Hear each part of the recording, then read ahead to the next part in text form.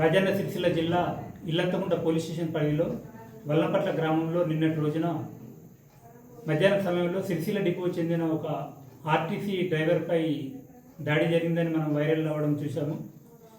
ఇందులో సిద్దిపేట జిల్లా గంగాపురం గ్రామానికి చెందిన విట్టల శ్రీకాంత్ అనే అతను వల్లంపట్ల నుండి కారులో ఫ్యామిలీతోటి తన ఊరికి వెళ్తుంటాడు. అదే సమయంలో బస్సు ఆపోజిట్లో వస్తుంది.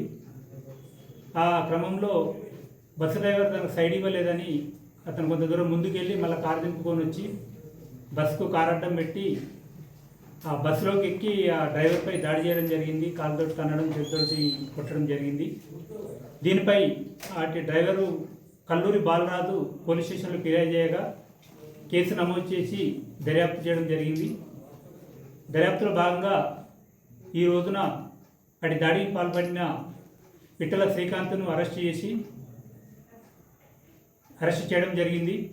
ఇప్పుడు అతని తర్వాత కోర్టుకు రిమాండ్ గురించి పంపిస్తాము. ఈ సందర్భంగా నేను ప్రజలకు తెలియజేయనగా మీరెవరు కూడా చట్టాన్ని చేతిలోకి తీసుకోవద్దు.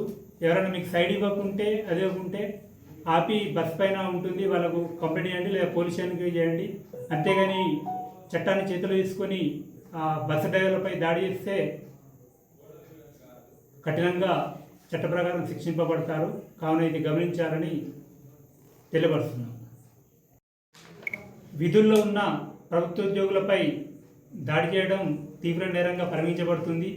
ఎవరు కూడా అది ఆర్టీసీ కానీ, సెస్ కానీ, ప్రభుత్వోద్యోగులు, వైద్య శాఖ కానీ, టీచర్లు ఎవరైనా కూడా మీరు ఎట్టి పరిస్థితుల్లో ప్రభుత్వోద్యోగులపై చేసుకోవడం, దాడి చేస్తే మాత్రం తీవ్రంగా చట్ట ప్రకారం చర్యలు తీసుకోబడుతుంది.